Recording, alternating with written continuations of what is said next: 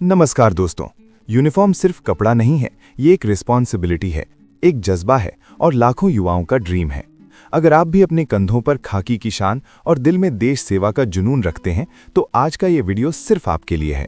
आज हम बात करेंगे पुलिस विभाग की सबसे मजबूत नींव यानी पुलिस कांस्टेबल के बारे में। एप्लीकेशन फॉर्म भरने से लेकर ट्रेनिंग सेंटर में पसीना बहाने और अंत में पहली सैलरी हाथ में आने तक हर एक स्टेप हम इस वीडियो में कवर करेंगे। क्या 12th के बाद पुलिस बना जा सकता है? चश्मा लगा है तो क्या होगा? रनिंग कितनी होती है?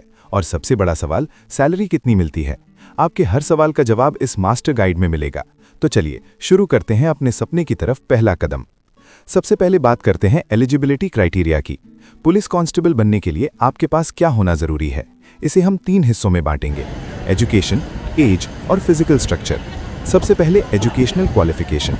दोस्तों, भारत के लगभग सभी राज्यों जैसे यूपी, बिहार, दिल्ली, राजस्थान और केंद्रीय बलों यानी एसएससी जीडी में कांस्टेबल बनने के लिए आपको किसी भी मान्यता प्राप्त बोर्ड से इंटरमीडिएट यानी 12th पास होना अनिवार्य है। चाहे आपने आर्ट्स, कॉमर्स या साइंस किसी भी स्ट्रीम से पढ़ाई की हो, आप अप्लाई कर सकते हैं। अब बात करते हैं एज लिमिट की। इसे लेकर बहुत कंफ्यूजन रहता है। सामान्य तौर पर जनरल कैटेगरी के लिए एज लिमिट 18 से 23 वर्ष होती है। ओबीसी को इसमें 3 साल की छूट यानी 18 से 26 वर्ष तक और SC/ST को 5 साल की छूट यानी 18 से 28 वर्ष तक का मौका मिलता है।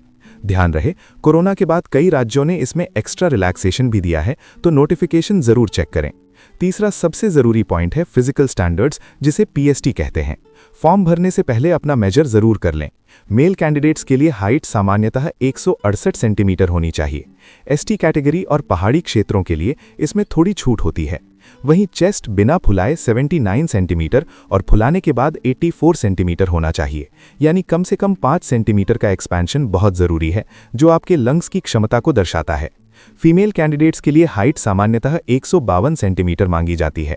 महिलाओं के लिए चेस्ट का माप नहीं होता, लेकिन वेट बहुत महत्वपूर्ण है। कम से कम 40 किलो वजन होना अनिवार्य है। अब जानते हैं कि सिलेक्शन प्रोसेस क्या होता है। ये मुख्य रूप से एक 4 स्टेप प्रोसेस है। पहला रिटन एग्जाम, दूसरा फिजिकल एफिशिएंसी टेस्ट, तीसरा मेडिकल टेस्ट और चौथा डॉक्यूमेंट वेरिफिकेशन। आइए सबसे पहले रिटन एग्जाम और सिलेबस को समझते हैं। दोस्तों, यूनिफॉर्म पहनने का रास्ता ग्राउंड से नहीं, पहले किताबों से होकर गुजरता है।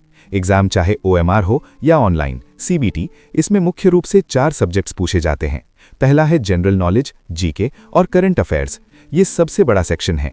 इसमें हिस्ट्री, ज्योग्राफी, कॉन्स्टिट्यूशन और पिछले 6 महीने का करंट अफेयर्स पूछा जाता है। दूसरा है रीजनिंग। ये सबसे ज्यादा स्कोरिंग सब्जेक्ट है। इसमें direction, blood relation, coding, decoding जैसे सवाल आते हैं। अगर आपकी रीजनिंग तेज है तो सिलेक्शन पक्का समझिए। तीसरा है न्यूमेरिकल एबिलिटी यानी मैथ्स। इससे डरने की जरूरत नहीं है, क्योंकि कांस्टेबल लेवल पर 10th स्टैंडर्ड का बेसिक मैथ्स आता है।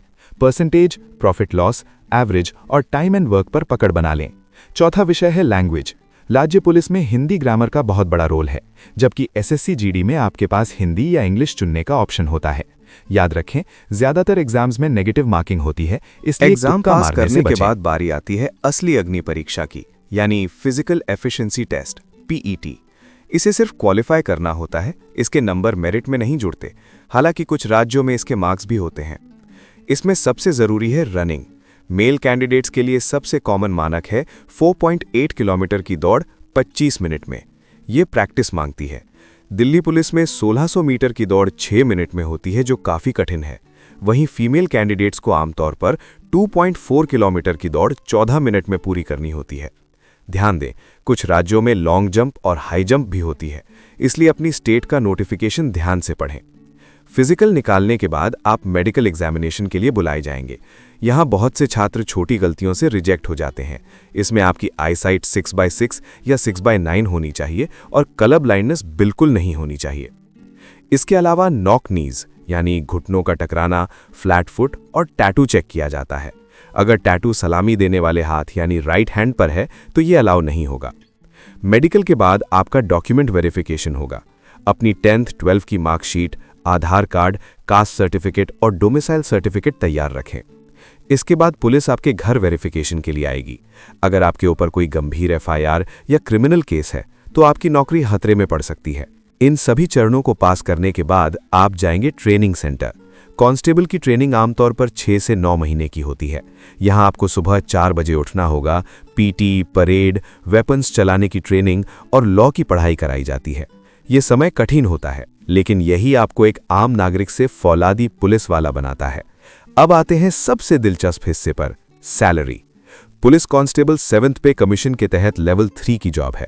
आपकी बेसिक पे 21,700 रुपये होती है। इसमें डीए, एचआरए और अन्य अलाउंसेस जुड़ते हैं। ट्रेनिंग के बाद सब कुछ मिलाकर आपकी इन हैंड सैलरी लगभग 35,000 से 42,000 रुपये प्रति महीना तक हो सकती है। इसके अलावा कई राज्यों में साल में 13 महीने की सैलरी यानी 1 महीने का एक्स्ट्रा पे भी मिलता है। करियर ग्रोथ की बात करें तो आप कांस्टेबल से हेड कांस्टेबल, फिर एएसआई और एसआई तक प्रमोट हो सकते हैं। आप डिपार्टमेंटल एग्जाम्स देकर जल्दी भी प्रमोशन पा सकते हैं। तो दोस्तों, ये था पुलिस कांस्टेबल बनने का पूरा सफर। रास्ता आसान नहीं है, कड़ी धूप में दौड़ना होगा, रातों को जागकर पढ़ना होगा, लेकिन जिस दिन वो खाकी यूनिफॉर्म आपके बदन पर होगी और आपके पेरेंट्स की आंखों में वो गर्व होगा, उस दिन सारी मेहनत वसूल हो जाएगी। अगर आप किसी स्पेसिफिक स्टेट पुलिस भर्ती पर डिटेल चाहते हैं तो कमेंट में जरूर बताएं। अपनी तैयारी आज से ही शुरू करें। जय हिंद, जय भारत।